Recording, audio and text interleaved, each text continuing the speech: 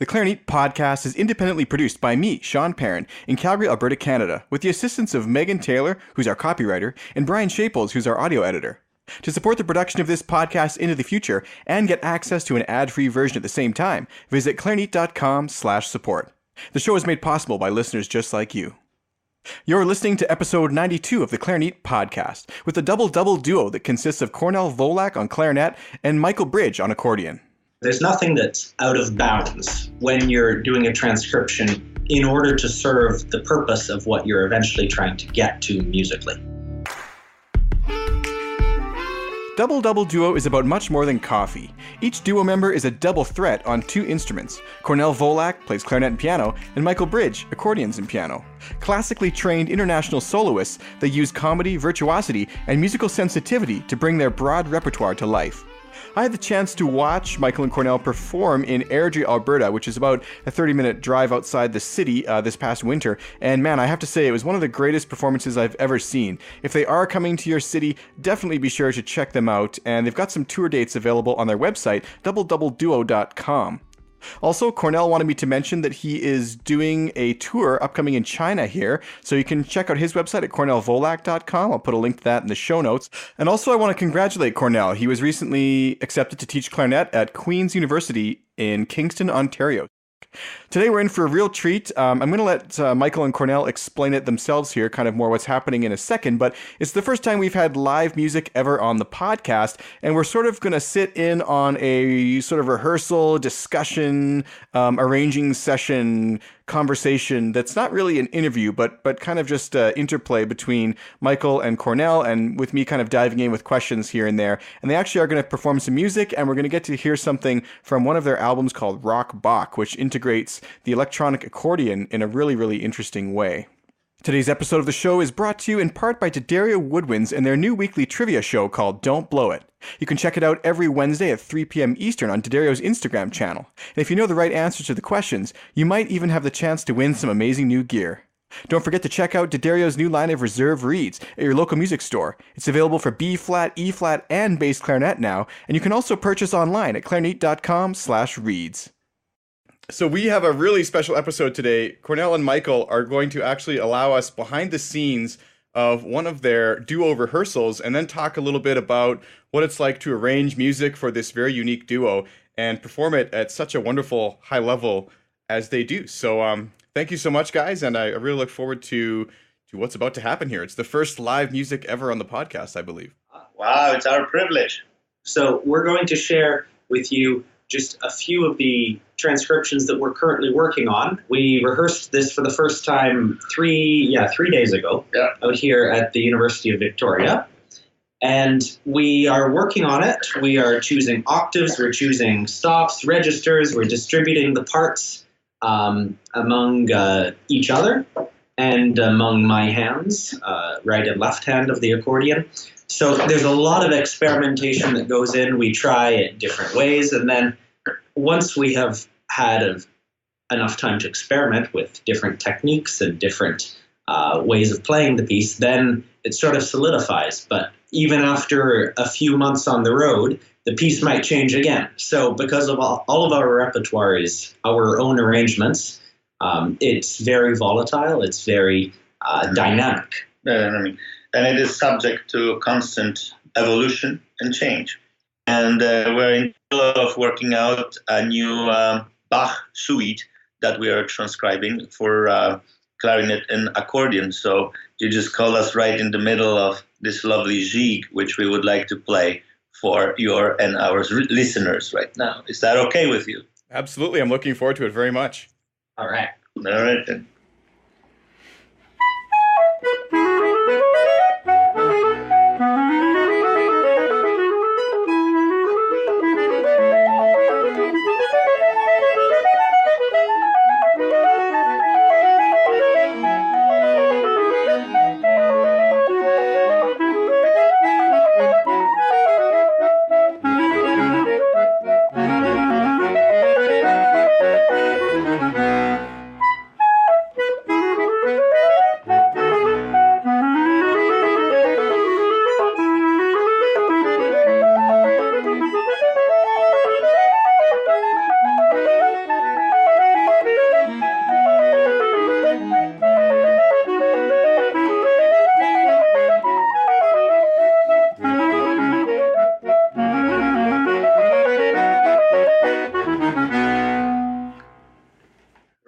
That's the first half of the jig, the A section twice, and I think there's more than enough rich material there. All right. To chat about. Yeah, we've been working on it for the last couple of days because, in fact, we found this amazing arrangement of this suite. This is partita number 3, BWV 1006. For solo violin. For solo violin. And we found this amazing arrangement of this done by Rachmaninoff of 3 movements from this particular partita. And we decided that it is so beautiful and rich harmonies that we would like to adopt it for our duo. And so after quite a few hours by now of working out the voicings and the harmonies and notes, of course, I got to transpose for my A clarinet, and so just to say in the original key. Maybe talk about why, because you're transposing it anyways, why did you choose A clarinet instead of B flat clarinet for this? Well, this is an excellent question. I was debating on what clarinet should I be playing, and after trying on both instruments, without and with accordion, my personal preference goes to the A clarinet because it's got way more resonance. It's also closer in terms of key, right? It's closer in terms of key because actually it puts it into a very idiomatic G major, E minor keys on the instrument, which sound much better on the clarinet. The further down the circle of fifths we go, the less resonant the instrument becomes. I'm talking about clarinet.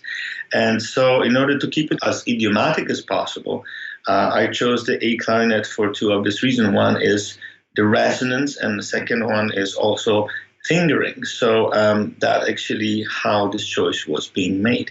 Right now we are working on a lot of registration for accordion, and we are fighting our battles on this field because apparently accordion is such a rich instrument in terms of colors and sound that we have a huge palette to choose from. So we are debating on different motifs being played on different reeds and in different registers, and how does it blend with the clarinet. So to give you an example, for instance, let's play. What if I just to give maybe the listeners an idea? What if I just play one bar on a few different registers? Yeah. So the one that I was using is our default, because we find that it blends very, very well with clarinet in most cases. So that sounds like this.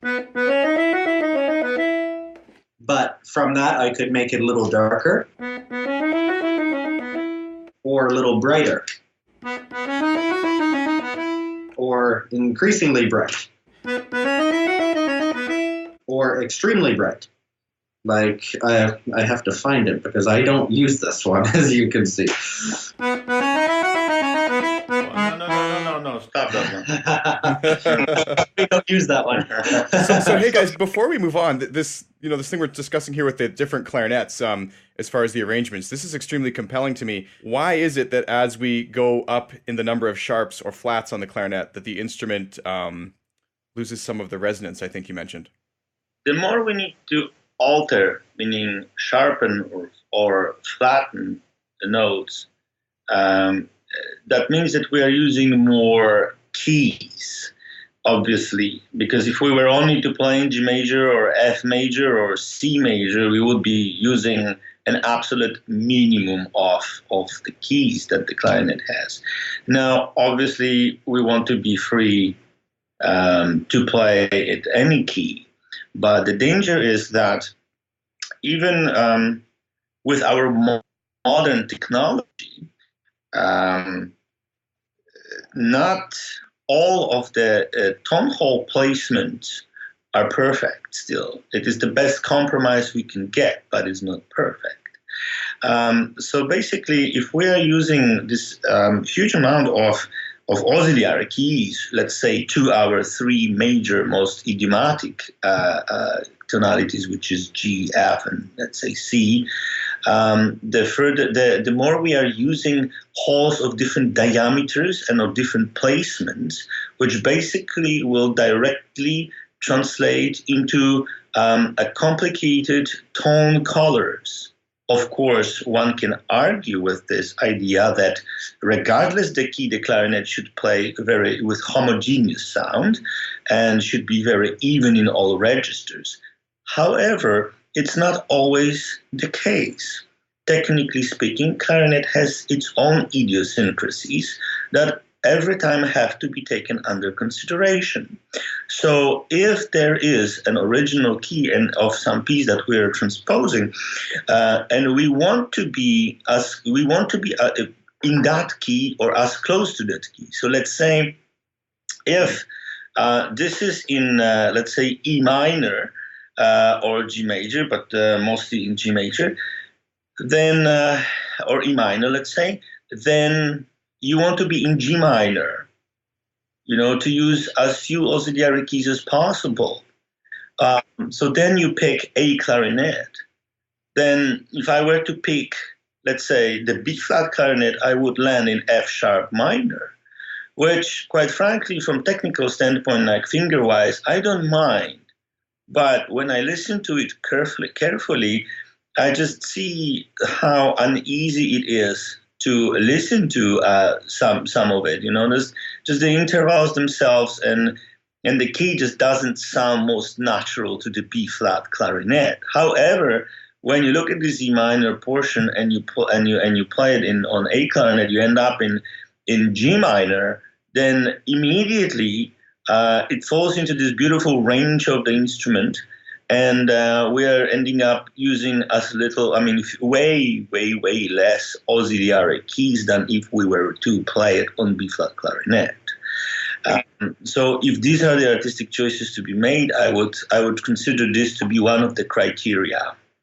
It's interesting because, so just for students to give a quick summation, basically what we're saying is that if you arrange a piece and it has 7 sharps, not only for technical ease of facility, which is not really a primary concern, but for resonance and sound characteristics, by using the basic stack of tone holes, you're going to get a better sound. B flat clarinet would add sharps, but A clarinet would take them away. Yes, in this particular case, that's true. When you play fast articulation on the clarinet, let's say you have running notes, running scales, the clarinet by nature will sound and it will feel to the player that it is more homogeneous when you are running across as many open holes, obviously, right? Than when you are throwing in sharps and flats and some sort of auxiliary fingering and a lot of resonance fingering, which, by the way, should be present at all times. But if it's too complex, then you feel the differences in back pressure on all the single running notes. So this is not to say that we should play all of the pieces in F major, G major, and C major, and maybe E flat and B flat major. I am definitely against that, because that would impoverish our skills of being great technicians on our instruments. But assuming that one has all the necessary skills to be able to play in every key, when the artistic choice is being to be made, it would be good to remember about these technicalities. So every little bit like that helps the end result. So we're not saying to pick the most technically easy key. We're saying to pick the most historically accurate and sonically best key for the situation, right? Oh, absolutely. If possible, stick to the original key. Yeah. What are your thoughts on this? So, and I got a question for you too in a second, Michael. But what are your thoughts on this? So let's say that I would personally say that the B flat clarinet generally has a little brighter sound than the A clarinet, of course, right? Are there instances where you would consider going to a harder key, or a key with not the ideal number of sharps and flats for the resonance, but you want that darker or brighter tone, and you would consider doing that? Well, this is a very, very important question about arranging in general. And that basically has to come from the deeper understanding of what we want to accomplish and also what kind of music we are playing. Now, if we're playing Baroque music, let's say, or classical music, and we are thinking like clarinetists, then we should remember that at the end of 1700s and then at the early 1800s, there were so many different clarinets that would play in different keys. They were tuned to different keys, and each of them had different tone color. One of the reasons was that they didn't have the technology to make half as good clarinets back then as we have today that would allow to play in every key. That's one of the reasons. This is Ivan Müller that came up with the idea much, much later. But nevertheless, there is something to say about these tremendous differences in keys and tuning back then, when it was part of the musical rhetorics that certain keys would signify certain feelings or certain affects that should not be forgotten. So if you read out of the piece, let's say, that this particular affect is to be presented, then you do everything possible to preserve and to highlight that affect. So, and then going from there, I would make the artistic choices regarding the clarinet key and or the actual key to which we want to or have to sometimes transpose it to. But it has to come first from the deeper understanding of what kind of mood or affect the composer meant.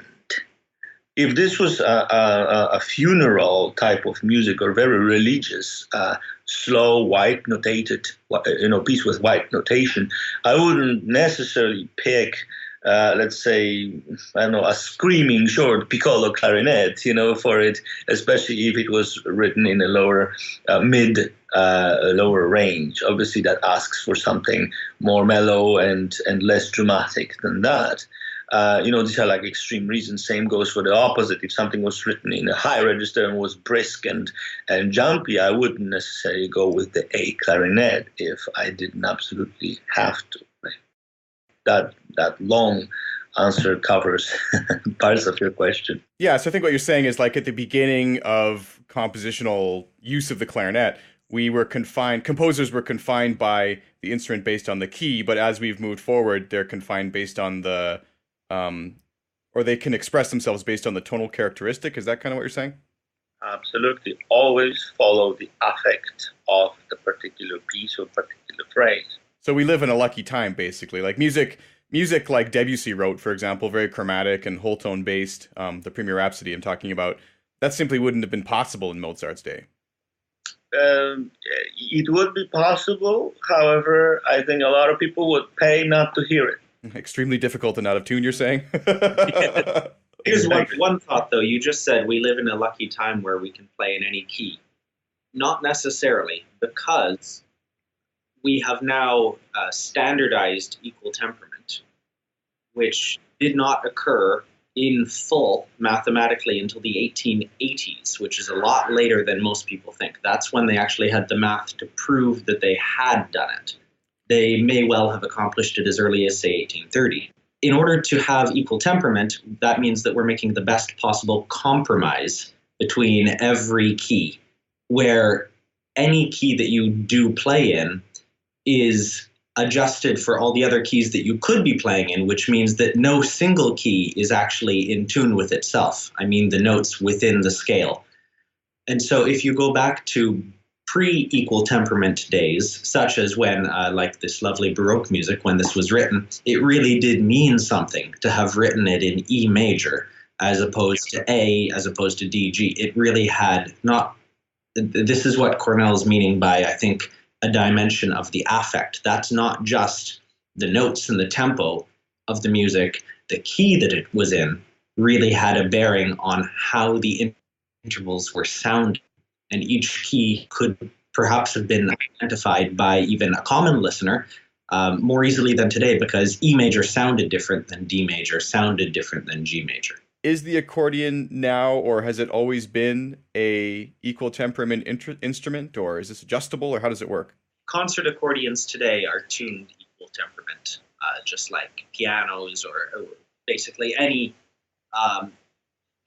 well, actually, I was going to say any harmonic instrument. I think that's maybe not true. Guitarists might tune themselves based on open strings to have perfect fifths all the way along in the relationship between the strings. But yes, accordions are tuned with equal temperament. I don't know how much experimentation there was in the 1800s with different tuning systems. I imagine that originally they must have been tuned a little bit differently. But actually, the whole discussion about pure, if I may say, tuning and or temperament on accordion is maybe a slightly more recent phenomenon, since I would say the 1950s and 60s, when concert accordion has been on the rise, and when we have what are called dry-tuned accordions as opposed to wet-tuned.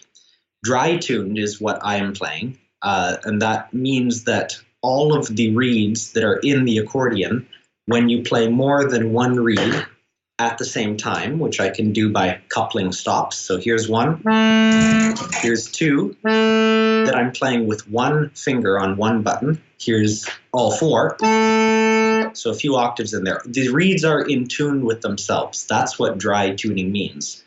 And I choose a dry tuned accordion because it blends much better with clarinet, particularly for the types of music that we're playing. Wet tuning would be where the reeds are out of tune with themselves. And this accordion doesn't have it, but I can give you a sense of what that might sound like. Kind of like a chorus. They call it a chorus effect in audio editing, right? Exactly. Just by putting one of my stops on halfway. And this musette or wet sound is what made the accordion versatile in folk ensembles. Since it produced more than one intonation of the same pitch, it blended all the other instruments together very effectively. That's the theory anyways, that because it was all over the map in its own intonation, everything else sounded good if you had accordion there, because anything was permissible. So how does it work blending between you two as far as the clarinet and the overtone series? Every note that you hear coming from an accordion is a separate reed. This accordion has 430 reeds inside of it. So every time you hear a different note, it's actually a different metal tongue that's vibrating. Whereas it only has one, so Kornel and clarinetists are producing different partials or focusing on different partials of the overtone series depending on the fingering. Yeah, depending on the fingering, obviously depending on the bore, because the clarinet is known for producing the odd harmonics as opposed to the regular harmonics. So we are going by the 12th and then 6th and so on and so on, while Michael's reeds, or let's say a natural, let's say a division of the string would be to an octave fifth and so on and so on. That presents problems on its own. So I have to constantly be aware of the intonation when we're playing.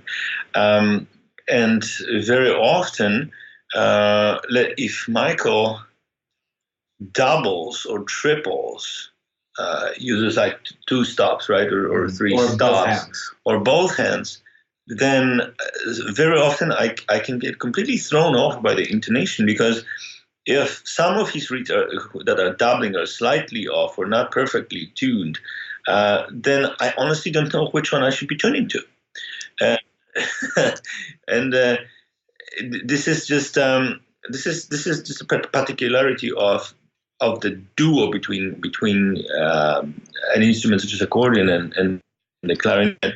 So we're constantly battling with the intonation, meaning like not battling but having a room for improvement. So when we use or look for different registration on the accordion, it is also driven by the quality of intonation. So when Michael mentioned that we have a certain setup by default, that basically implies that that the sound, he's not using the top reeds, which let's say when he's using reeds that are like 4 octaves higher, right, to double, it is so incredibly difficult to tune to a reed that is of this very short length, right? Which could be the overtone of my note that I'm playing on the clarinet, except it isn't.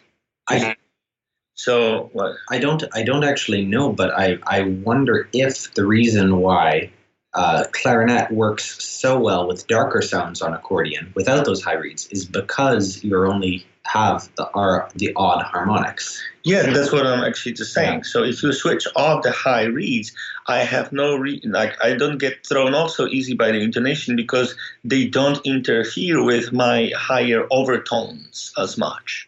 So sorry, both of you guys, you were about to play something about 15 minutes ago, and then we went on this wonderful conversational diversion that I'm responsible for, so I'm sorry about that. But would you like to play your next excerpt or what you're going to discuss? Oh, sure. With pleasure. So what we are working on now is what will be the latest addition to our repertoire. This is the overture to Mozart's opera, The Marriage of Figaro.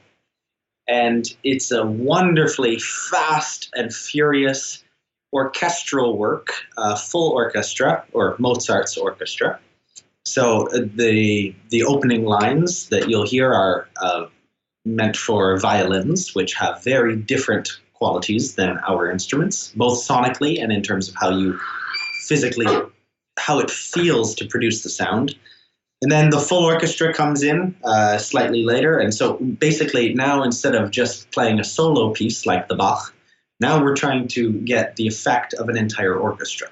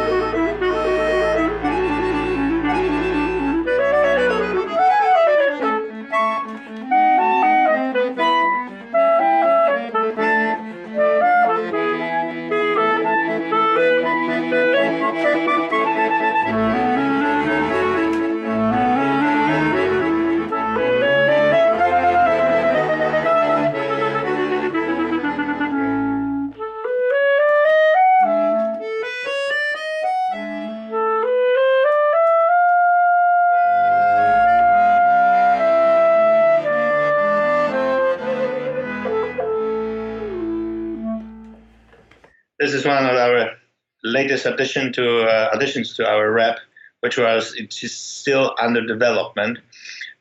This is why we still are not quite sure about some parts of it, how it should be or will be orchestrated. Sometimes it just depends on the room we're in.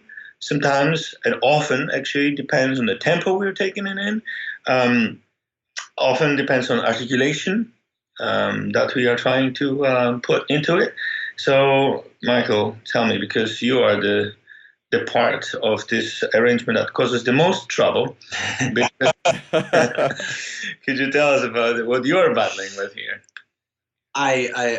It would be insane to actually be able to show the audiences that are going to be listening to this the colors and notes and pages of stuff that I've done and we've changed on this arrangement. I think this is maybe the most notation on a page I've ever done. It looks like a map of some mega metropolitan city or something, with a lot of streets and and rivers going through it and colors. A secret treasure map. So, so I started from a piano score for this, and Kornel started from basically the first violin part, but we added a whole bunch of extras for him. So he's the first violin plus. So my part includes parts of the first violin, first, sometimes second, sometimes viola, sometimes cello, often flutes. Yeah. You know? And occasionally a clarinet line. To sweeten the deal.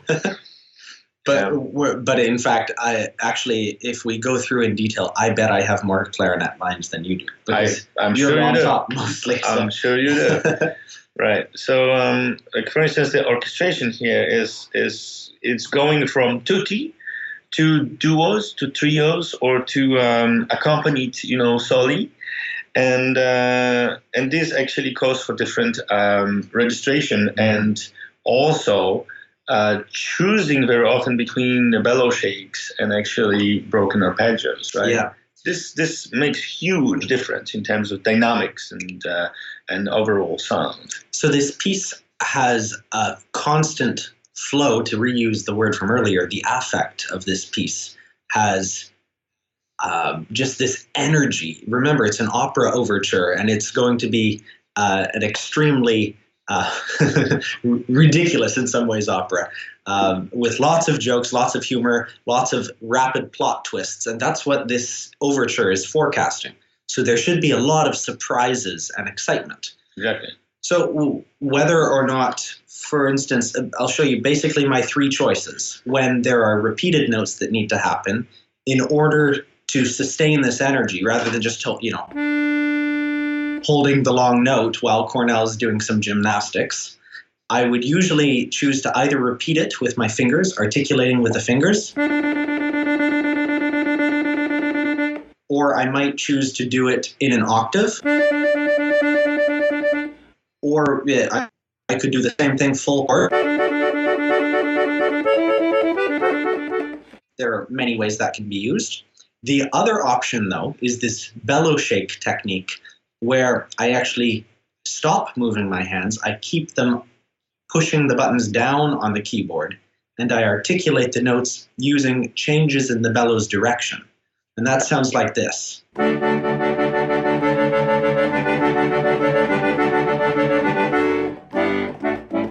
gives out a vibe of a tutti. More of a tutti feeling of the orchestra. I can even stretch my imagination to say that I can hear timpanis in there, But then to juxtapose that with the Alberti bass, just to imitate a string section only. With this kind of thing. Or there are a few other sections.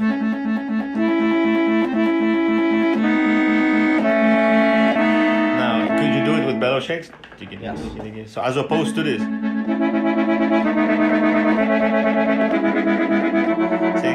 That actually immediately brings two different contrasting orchestration styles, right? Between tutti and particular section. And then depending what I'm playing, you can imagine whether this is a woodwind section playing with some strings underneath, or if it's just a string quintet having their show-off moment, or is it a solo instrument with strings, or solo, let's say, instrument with the full orchestra. So these are battles that we are fighting, trying to find the most appropriate registration. Now, do you have any questions? Because we'll run it again with our listeners to paying closer attention to the second version that we are trying to put out now.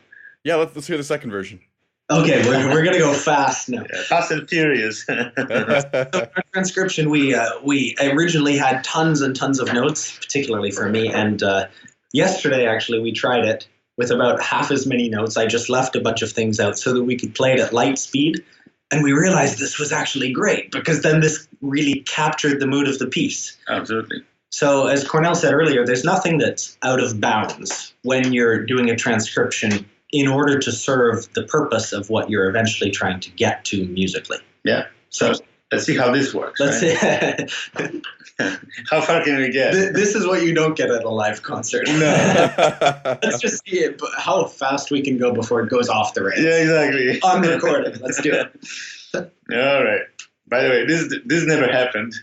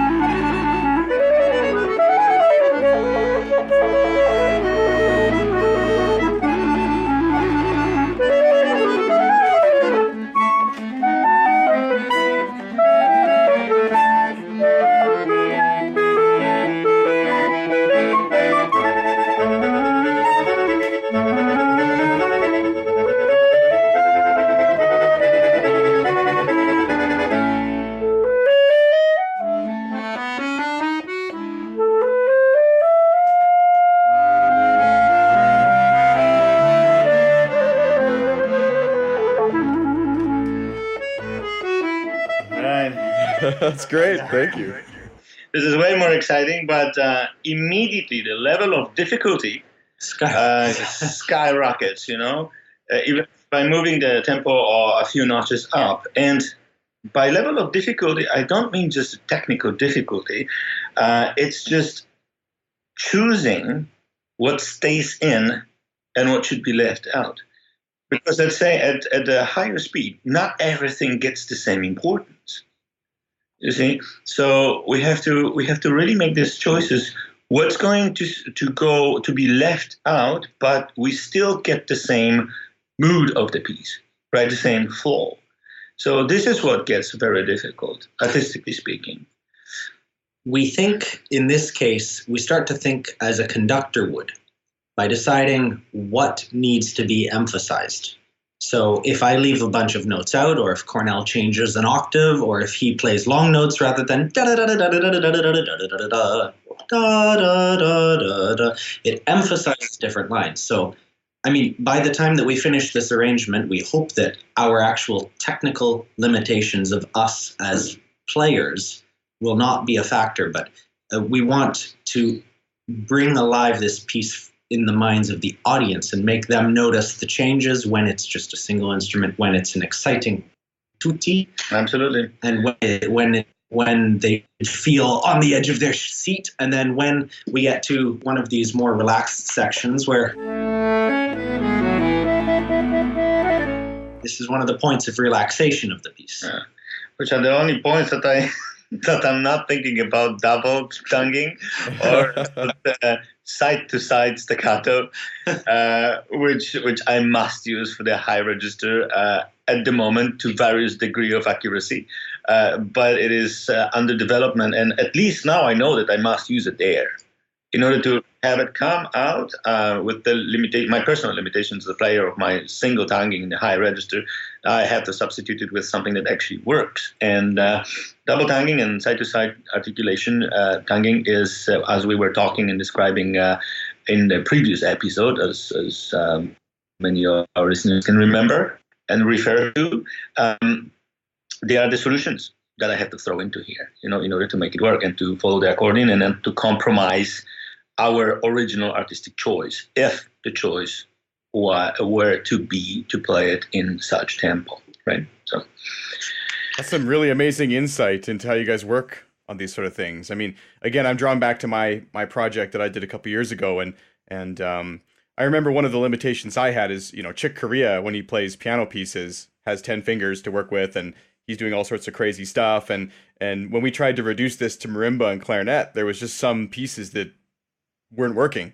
And I would have loved to think about some of those things you just talked about more deeply and maybe apply them to future arrangements of some of the rest of them. Actually, I understand very well what you're saying. On that note, yet no longer than yesterday, I had a student who came in who is bored with regular etudes or studies or technical stuff.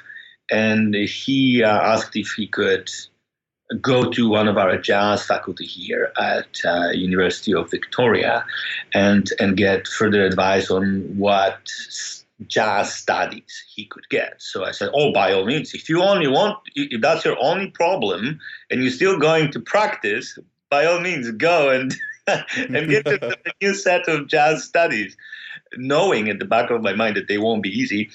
So he comes back yesterday with this new book of transcribed Charlie Parker's solos. Yeah. And guess what happens? He comes in and he puts it on the stand, and his clarinet is not out. And I'm thinking, what are you going to do? Are you going to sing it, And then the student goes to me, well, I was hoping you could sight read them for me so I know how they sound. Oh. And then, I said, oh, wow, okay, in that case, I burned through some of those. And I noticed something.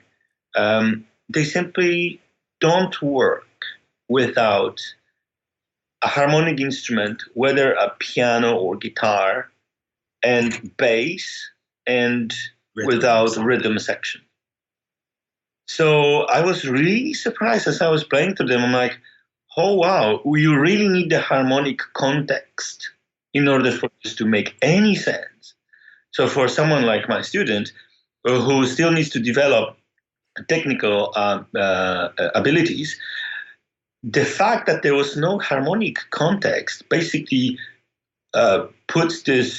compromises the validity of this book for him, because it's just boring. It's all technique, or it's all really unpredictable harmonies.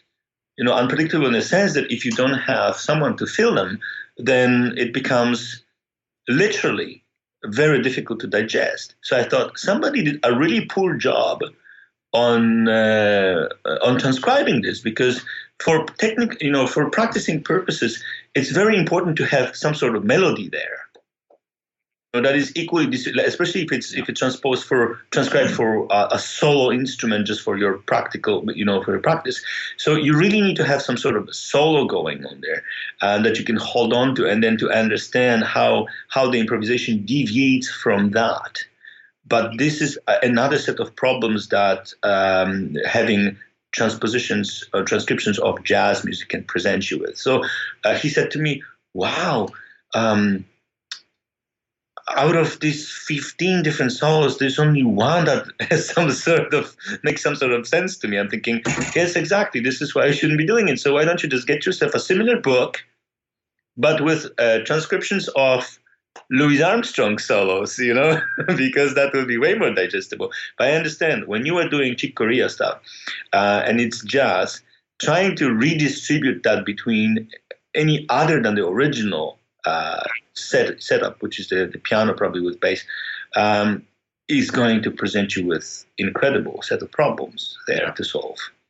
Yeah, this particular album was actually just solo piano, so lucky in that sense, because a lot of them lent themselves really well to marimba and clarinet. The melodic line is generally taken over by the clarinet, and there's some nice interplay that can happen, but there was some stuff that just it was hard to imagine a solution. I think that this would really help. And so, of course, we talked a lot just now about, some classical and kind of Baroque technical arrangement challenges and sort of opportunities. But of course, in the modern day, we also have access to electronic accordion type instruments, which you can play with as well. So let's also talk a little bit about what it might be like writing or transcribing or performing with the electronic version of the accordion. Absolutely.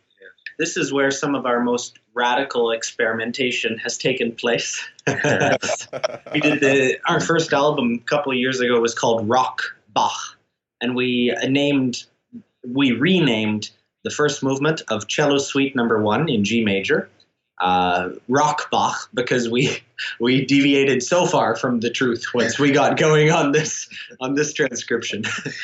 And sorry, is this rock as in Rachmaninoff or as in rock music? No, in this case, it's in rock. R-O-C-K. Yeah. Oh, okay. Yeah. So basically, the premise for that arrangement, which I would hope that you would play for our listeners from our latest our previous album, was that I wasn't able to compromise the original part too much, if at all. In fact, Kornel just basically plays the cello suite. I'm just playing the cello suite as it is. However, the entire experimentation and innovation went into using Michael's electric accordion that has hundreds of sound options and so on. So whatever you hear is not pre-recorded. It's all happening live. It's actually, the instrument has been pre-programmed by Michael, and we play a few pieces using amplified clarinet during our recitals, together with the electric accordion. Could you just brief us on this strange instrument that has to be plugged into the power outlet sometimes? Yes, it has a battery in the back, and it is much lighter, but it's all digital. There's only a computer and some speakers inside here. No reeds at all. So, of course, I can have accordion sounds, but if we want accordion sounds, usually we go for the acoustic instrument. So we use this for everything else. So I can play Let's start on the left hand. Here's some just bass notes that are there. Now if I start to strike harder with my fingers, you can start to get some drums as well. So you can relatively easily do something like this.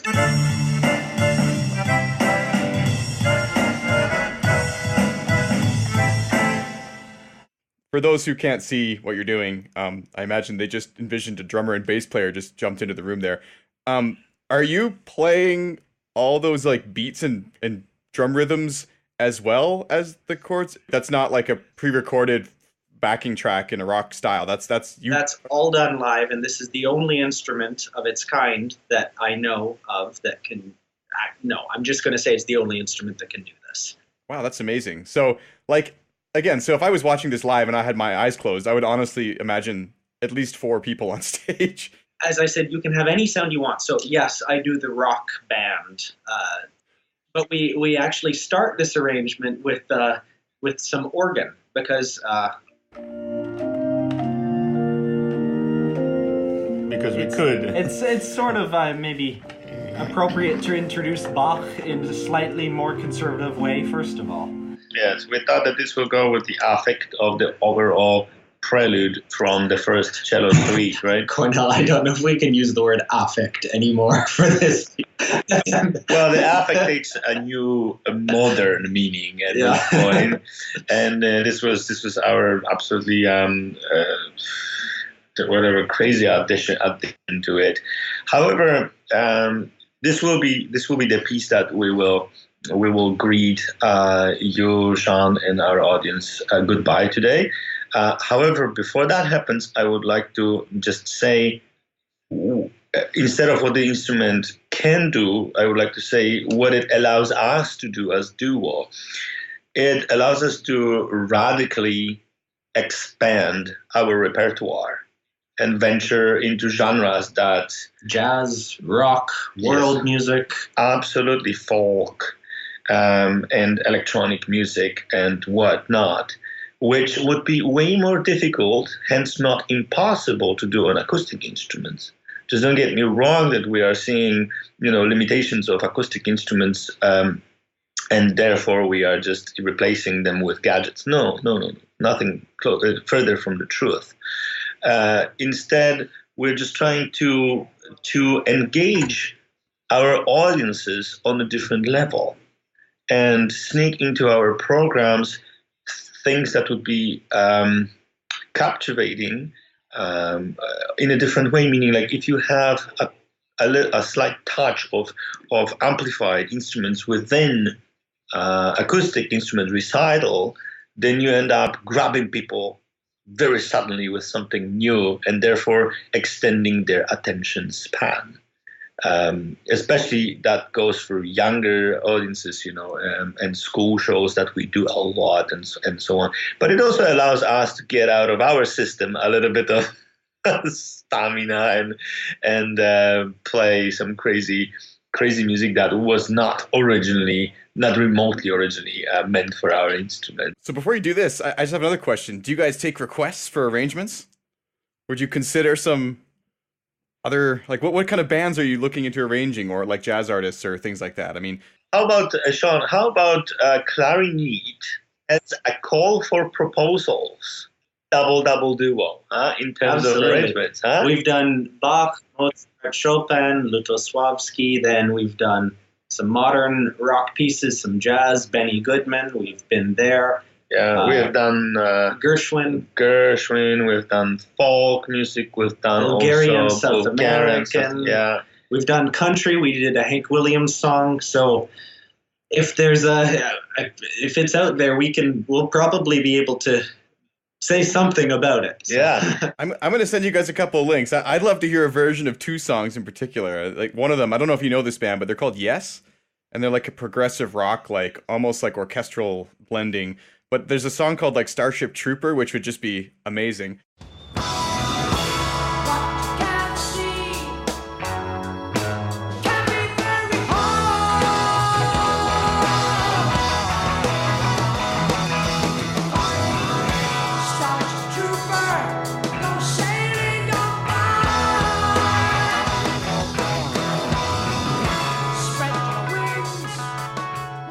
And of course, Radiohead Paranoid Android would be really cool with this arrangement. When I am king, you will be fast against the wall.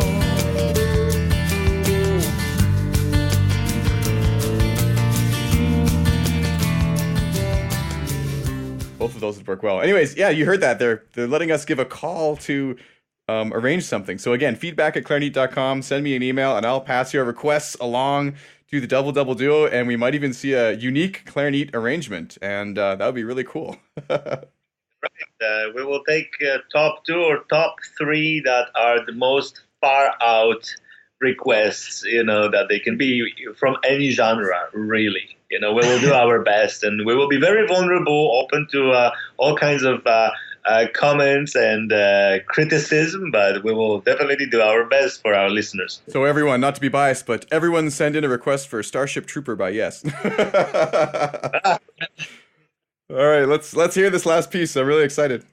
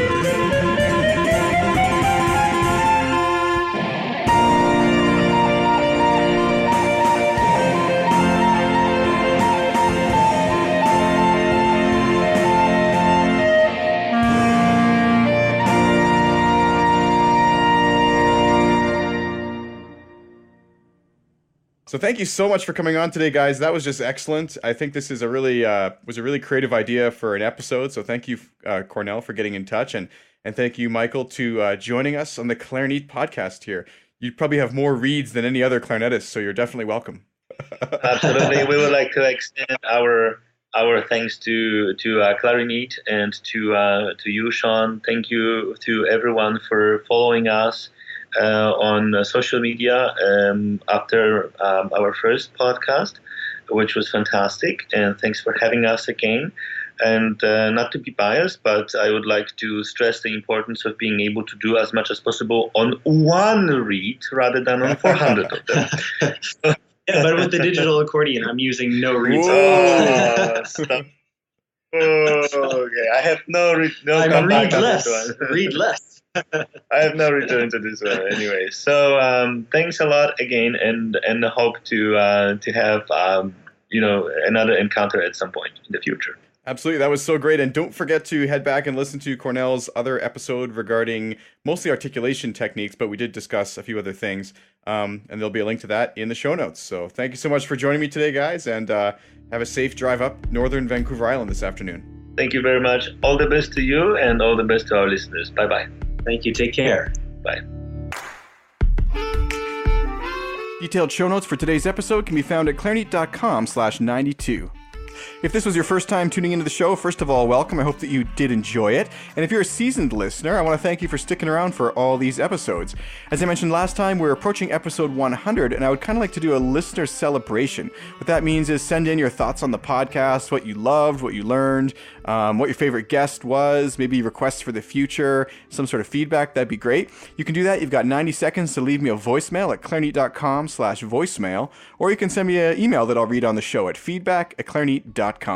The show is brought to you in part by listeners just like you through their support on Patreon, which is a way to donate a small amount monthly to a creator that you enjoy their content so they can continue to create it into the future. You can support Clarinet at www.clarinet.com/support. The show is also brought to you by our season sponsor, D'Addario Woodwinds. Be sure to check out their Instagram channel and their new Don't Blow It show, which airs every Wednesday at 3 p.m. Eastern Time. Don't forget also to check out their new line of reserve clarinet reeds, which are available for E-flat, B-flat, and bass clarinet. I want to thank Megan Taylor, who's our copywriter for the podcast. Definitely be sure to check out the show notes page. She's doing a great job. There's links to all the stuff we talked about in today's episode and to purchase things like books and that, which are mentioned on the show. Also to Brian Shaples, who did a fantastic job, particularly on this episode. It was quite complicated with the music and really, really amazed with what he had managed to pull off here. Great work. And also, Michael Lowenstern deserves some thanks here because he's been providing the music for the beginning and end of the podcast for almost 50 episodes now. So thank you so much, Michael. You can check out his website at earspasm.com. I'm your host, Sean Perrin, signing off from Calgary, Alberta, Canada. I look forward to seeing you next time for more of what's new and neat for clarinet on the Clarinet Podcast.